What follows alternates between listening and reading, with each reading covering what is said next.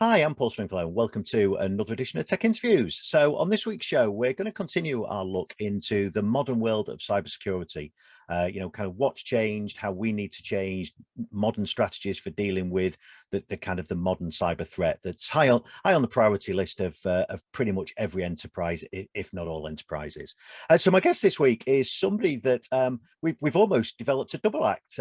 Myself and this week's guest, we've presented together on a number of occasions, and we even have more things in the calendar that we're going to present together in the future. So I thought I'd bring our wonderful double act to the podcast this week. So joining me is Edwin Weijdema from Veeam. Hi, Edwin. How you doing?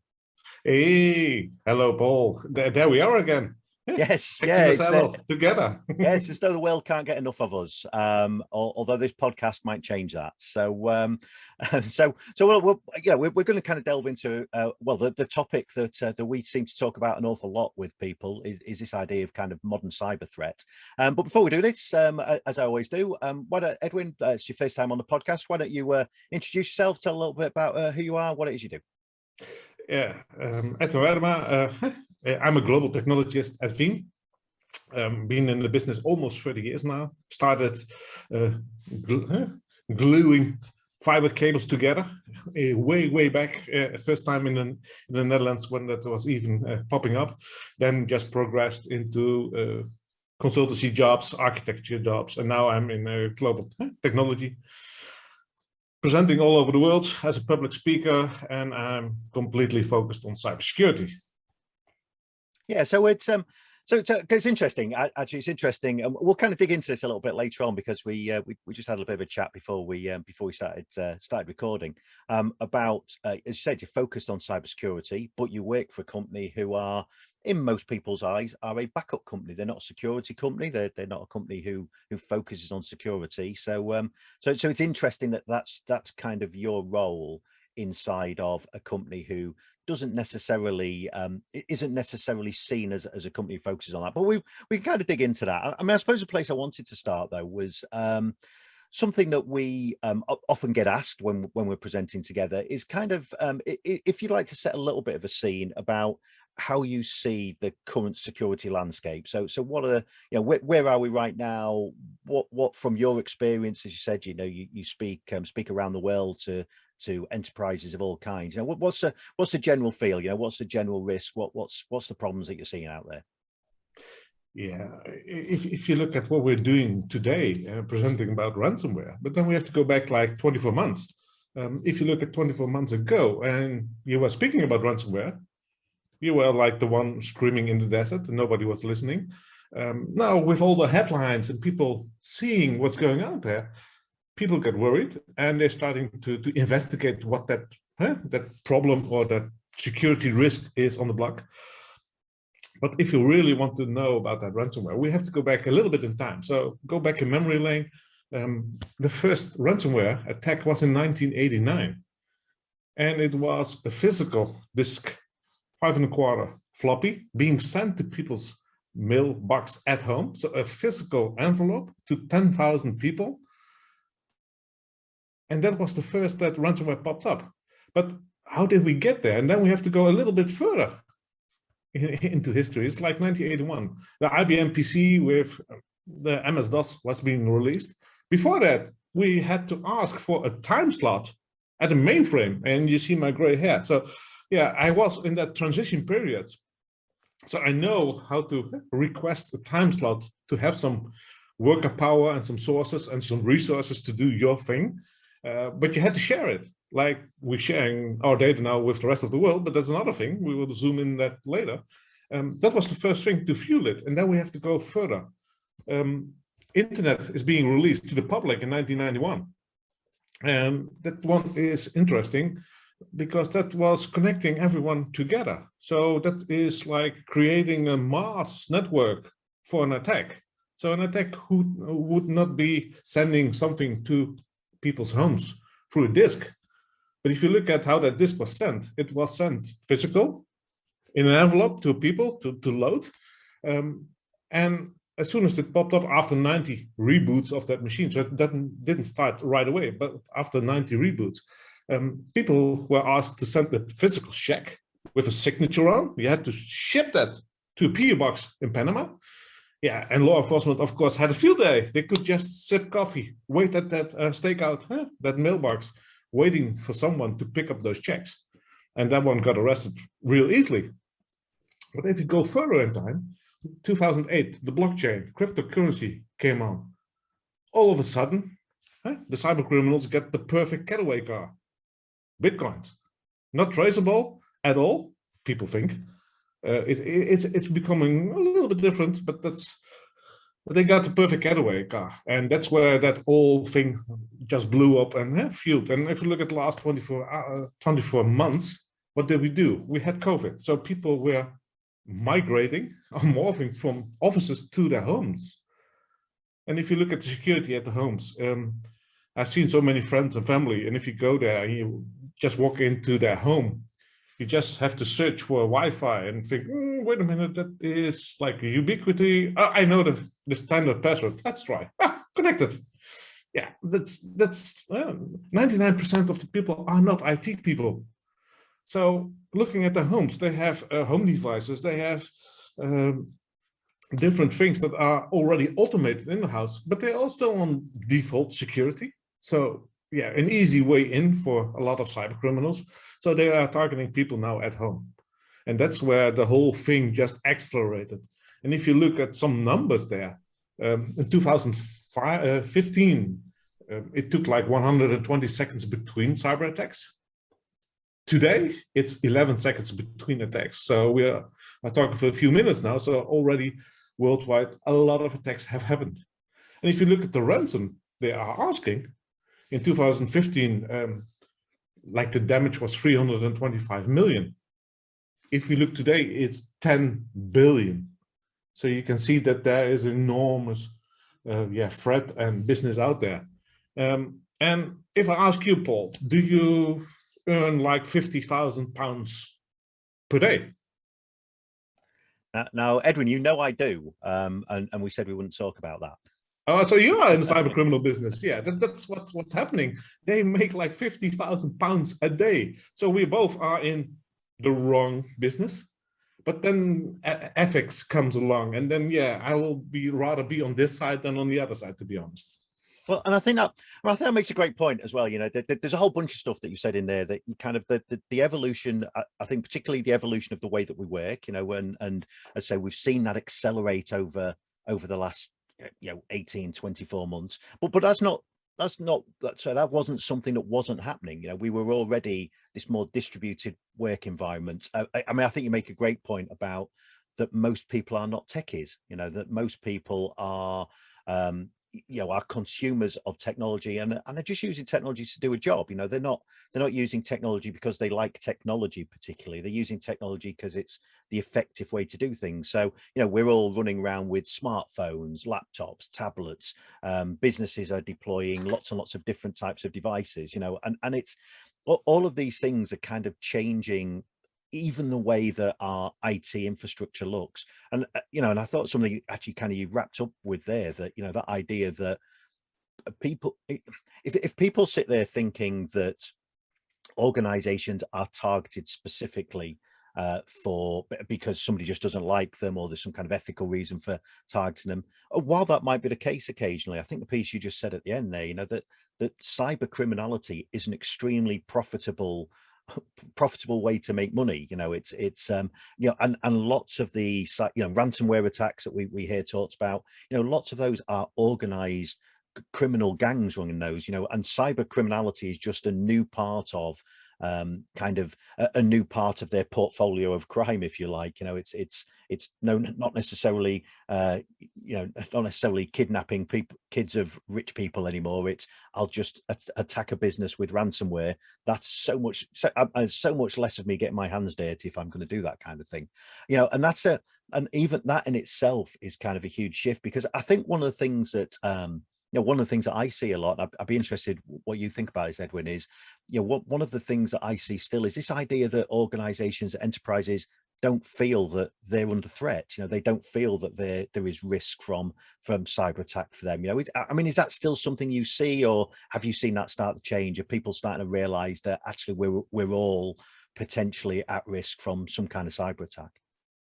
If I look at the number of engagements I had, like the last 24 months, people are waking up, but it's still in the myth.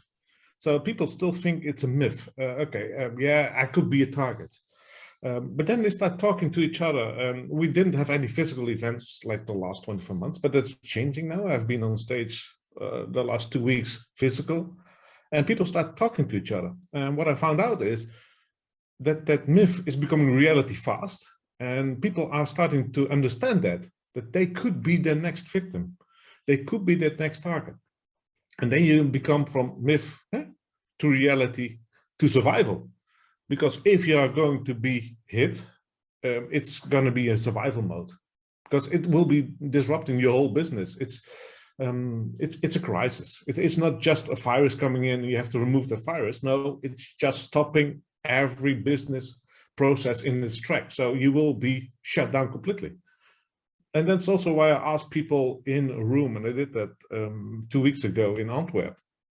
And I asked them, okay, if everything shuts down in your company, you cannot touch anything, your machine's not working, your data is not accessible, how long can you survive as a business? But better said, how fast do you think your business can restore? And I started with, okay, who can think that the business will be up and running in 1 hour again? No hands. Then I asked 1 day. People were thinking, oh, 1 day, it's still a bit short. So 1 week. So some people were slightly raising their hands, but most of the people even thought that a month would be fast to restore. And that's shocking, to be honest.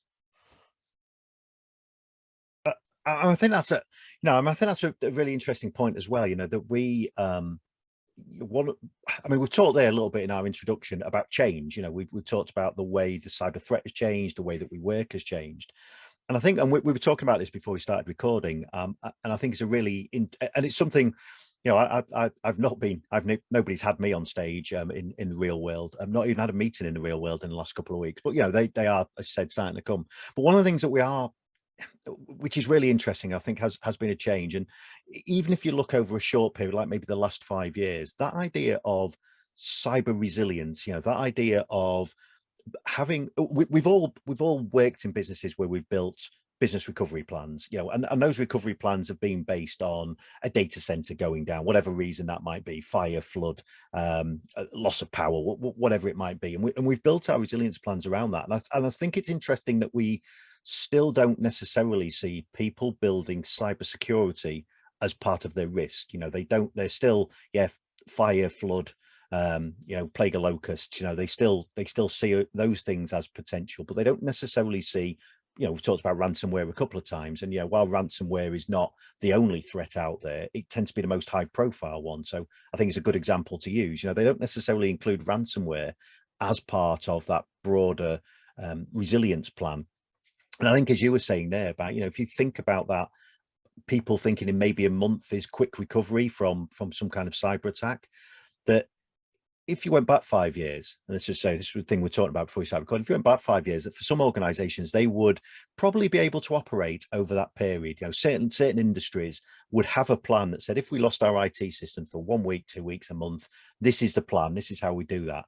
But even now, you know, even in that relatively short leap of time, I think it's becoming almost impossible for an organization to run for any length of time, and by any length of time, 1 or 2 days, without their IT systems. Is that a change you're seeing? And then what's your view about this idea of cyber resilient planning? You know, are people starting to build those plans? Is it just the people I talk to who are not necessarily thinking about that at the moment? Yes, talking about resilience, you have to think, a lot of people still think that ransomware is an IT problem. So if you look at IT resilience, they are looking at SLAs. So they have everything designed around SLAs. If the server goes down, how fast do I have to recover? How fast I have to bounce back? If you look at a flood or fire, it's been focused and been viewed as a business resilience. But what has happened in those 5 years is that everyone is becoming reliant on IT or on digital systems. Let me say it like that. And then you see two things morphing. The IT resilience and the business resilience is morphing into what I call digital resilience.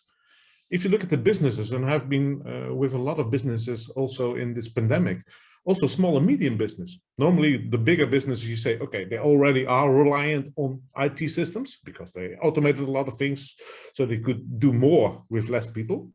But even the small and medium business people, our businesses, are now reliant on IT.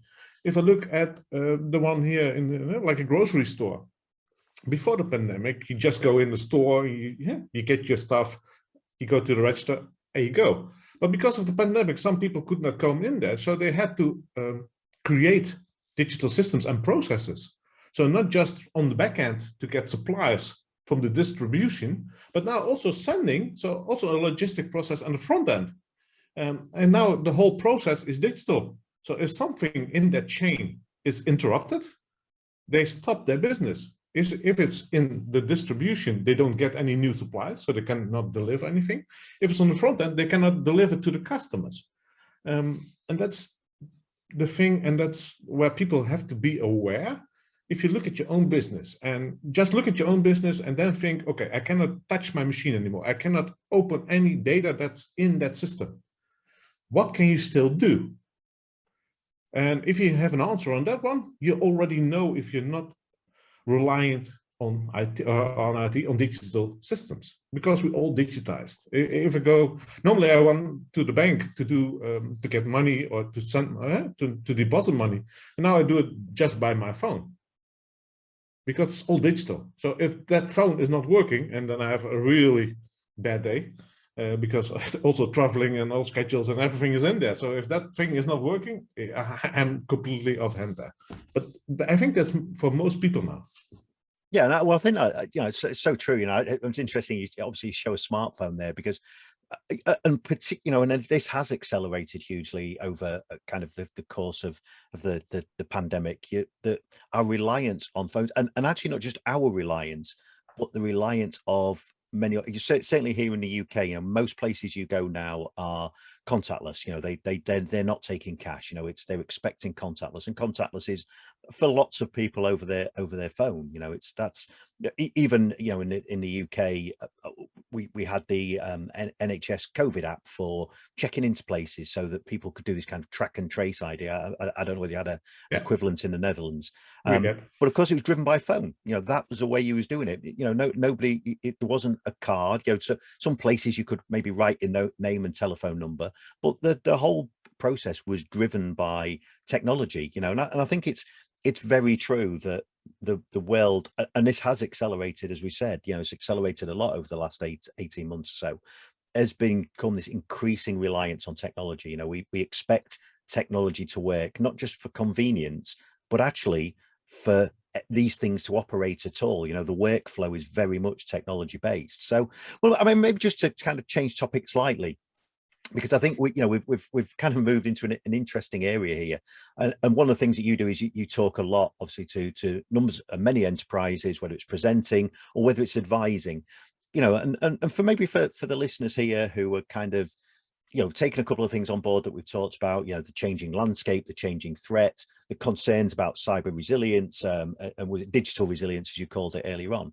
What are the kind of, so if I'm listening to this and thinking, well, where do I start? What are two or three things that you would normally advise as kind of an initial thing to look at to start to develop some improved digital resilience?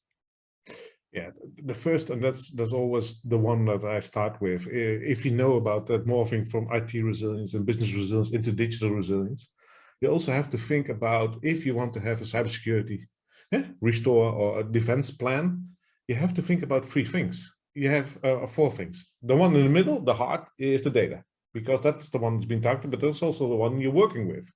But around data, there are people. People are working with those data. Then we have processes, and those processes are like automated by technology.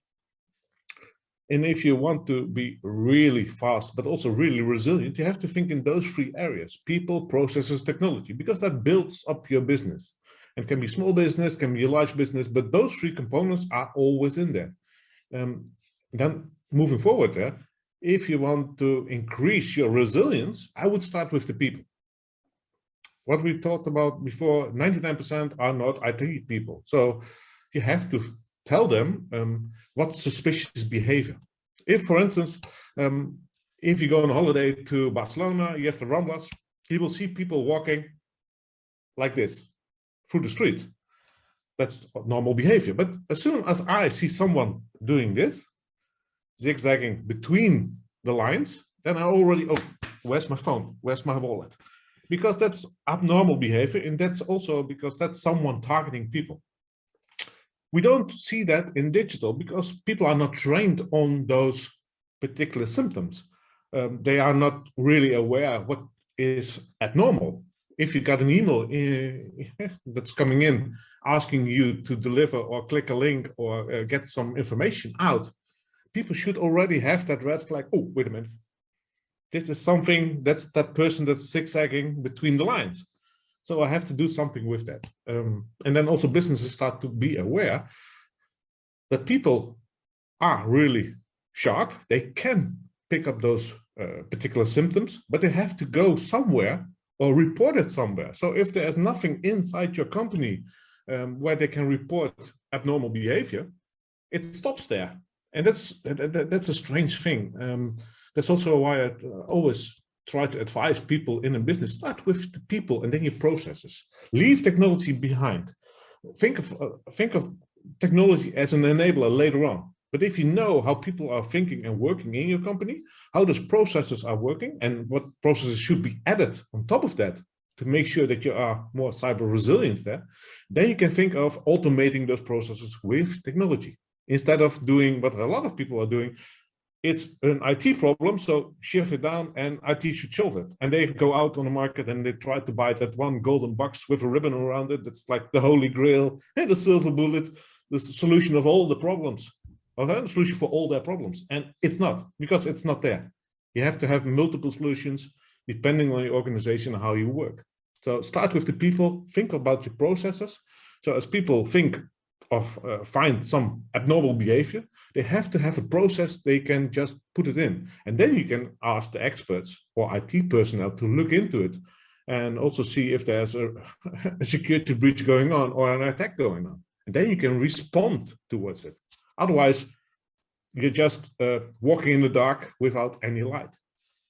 So I think I can't argue with any of that. You know, I think you know, they are messages that I use myself, and I think they're absolutely spot on. Yeah, I think if you are looking at how you drive your security strategy going forward, a kind of a modern security strategy to deal with the modern threats, I think those kind of 4 areas that you talked about. So focus on the data, you know, be data centric. I think that's hugely important because ultimately that's what the bad guys after. You know, they either want to take our data or they want to make our data inaccessible to us because they know of the impact. And actually in some cases, you know, as we're seeing increasingly, it's almost this double jeopardy. Not only something like a ransomware attack is not only encrypting the data, but they're stealing it as well. So even if you do get the data back, the data's still gone, and that opens up a whole bunch of risks. But I think that way of dealing with it, you know, that focus around people and processes is hugely important, because I think it's easy for us as technologists, and the people listening to this show or watching this video will also be technologists on the whole. It's easy for us to think there's a technology solution to all of this. And I think that thing you said about there, that use technology as the enabler, as the enforcer almost, but the enforcer to getting the people and the process right, and making sure that our people are educated, our people, like you said, understand how to not only spot something that's suspicious, but have a process that says, this is how you report it, this is how you deal with it. You know, I think they're absolutely brilliant advice. You know, and I think if people want to take just one thing from the show, take that little piece there: people, process, technology, think about the data. Well, look, Edwin, before we wrap up, there's one thing I wanted to ask you. We kind of talked about this right at the beginning, that we talked about this idea that you are both focused on cybersecurity. That's a big part of your role over at Veeam. But people who look at Veeam will see Veeam as a backup, or actually, as you've touched on here, a recovery company. So, you know, how come you have a role that focuses on cybersecurity in a company that isn't, you know, they're not seen as a cybersecurity company? Yeah, then you have to go back, and also what we have seen with other companies, there's an evolution going on. If you go 5 years ago, people were not thinking their company was an IT company. If you look now and how the processes are, they are an IT company. If you look at Veeam, we are a security company. Why? We do in risk management. If you have risk management and you look at the NIST, you have 5 functions there. From the identifier to to the protect, to the detect, respond and recover. And in 2 areas where really big, and that's in the protection and the recover, but we also can do a lot of things in those other 5 functions. That's also why I say Veeam is a security company. We work together. There's no one holy grail, there's no silver bullet, there's not one solution that can cover all. Because if you look at what we call the traditional security companies like a Trend Micro or Sophos, they are doing detection, threat hunting, but they are more in the identifying part or in the detection part. And as soon as, and that's, people have to think about that, you cannot 100% secure your business. It's or you have been hacked, or you're going to be the next in line. The only thing you can do is buy time, what I always say. And if they come in, you have to have the strategy in place for all those 5 functions. So protect, and that means you have to have a backup. And yeah, it's tedious, but you have to have a backup, and also make sure that you test those backups. I've seen too many times that people think they have a backup, and then they start enthusiastic to try and recover that, and then nothing on the tape or nothing in there that's usable. So test your backups, people. And then the recovery phase, it's about recovering. And if you look 5 years ago, it was 5% that you had to recover because of a virus coming in, some people deleting something. That was okay, 5%. But now it's 100%, because if they come in and it's a ransom attack, everything is locked down. You have to restore everything. And that's also where Veeam comes in. And that's also what I admire about our founders. They thought about that already years ago. If you look at Veeam itself, it's built and architected around recovery, not about backup. Yeah, backup, of course, because you have to have a 100% solid verified backup. So that's also in the product. But if you look at all the features we have, and that's about recovery, getting a disk back online, getting a VM back online, getting a container back online, getting the whole data center back online. And the last thing is really important. But there's also the real challenge we currently have as a whole in the whole industry and every organization out there. If you look at how infrastructures have been designed, they always had a focus on backup. Now we get the laws of physics. Now you have to do 100% restore. That's also why that question came from, okay, people, how fast do you think you can recover your organization? Because of that focus on backup, people didn't think about designing for recovery. And that's why we have to change.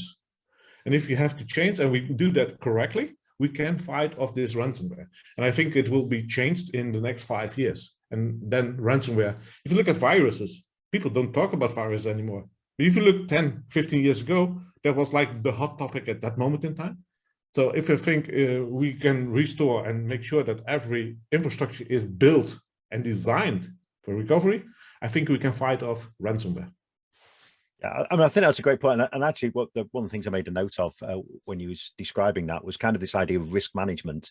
You know, and I think that's that you're right in that that's not been something that's necessarily had an IT focus in the past, but as you just said there, that it's important that we build our IT infrastructures with this kind of stuff in mind, you know, that we look at how we recover things, we look at how we protect things, we look at the way we design infrastructure for rapid recovery. So, you know, if we are going to be, because it's probably over the top to say it's not if, it's when, because I'm sure there will be people who will go through their entire IT careers and never see a big outage in the organizations or organization they work for, you know, and that's because that's how averages work, don't it? On average, there'll be some people who get hit, there'll be some people who don't, but the risk is significant. You know, the chances are relatively high that you're going to find yourself in a position where you are having to deal with this at some kind of scale. So I think that risk management stuff is, you know, it is a really good way to wrap up. Actually, it's a really good tip, and it's interesting that Veeam can play such a big part across, as you said, those kind of 5 areas that NIST talk about in terms of how you're protecting your business against the security threat and other risks. But obviously we've kind of focused on security today. So well, Edwin, we're kind of coming to the end of our time here. So before we go, if people want to find out a little bit more about either what you do or what Veeam are doing in terms of this kind of risk management security space, you know, for people who've maybe not looked at Veeam in this way before, you know, what's a good way that they can find out more about that and more from you? Yeah, what they could do, they more than welcome to link me on LinkedIn. Just look for my name, look for Veeam Edwin, and you will find me. My last name, a lot of people will have some trouble pronouncing or finding it, but you will see it. But I'm also on Twitter at Viperian. That's from my old hacker days and gaming days, so that's where that comes from. Just send me a request or follow me, or even go to veeam.com and find out. We have some really nice white papers out now at the moment. I've been writing with Rick Vanover. That's all coming in and zooming in into that 5 functions, how you can protect. And that's not just Veeam based. It's what we have tried to do in that white paper is give some handle and some insights for everyone to do risk management and how to fight off that that pandemic, the digital pandemic that we currently have called ransomware. Well, Edwin, I think that's great, and actually, I'll fully endorse those kind of videos and the content yourself and Rick and or together have produced. I think a lot of that is also publicly available either via the Veeam website or on Veeam's YouTube channel as well, I think. So, but Edwin, look, we've kind of run out of time. I mean, it's such a big topic. I mean, we could have gone on for another hour easily here, and I know when we present together, it's one of the big challenges to try and meet a time slot. But we've managed to squeeze stuff into a 30-minute time slot again today. So Edwin, for now, look, thanks for being on the show. You know, look forward to having you on again some point in the future, and checking out our diaries and seeing when we'll get a chance to present in real life together, because I think most of the stuff all the stuff we've done so far has been kind of like this. But yeah, it'd be great to get on the stage together and cover some of this topic that we're both very passionate about. So but for now, Edwin, look, thanks for being on Tech Interviews. It's great to see you again, and speak to you soon. Yes, thank you. Bye-bye. I hope you enjoyed that. For show notes, pop over to techstringy.com. We'll also find all of our previous Tech Interviews episodes. And if you've got an idea for a show or would like to appear as a guest, then why not email me at podcast@techstringy.com. To make sure you catch the next Tech Interviews episode, then why not subscribe? You can subscribe in all good homes of podcasts, including Apple Podcasts, SoundCloud, Stitcher and Spotify. And you can subscribe to the video version of the show over on YouTube. So until next time, thanks for joining me.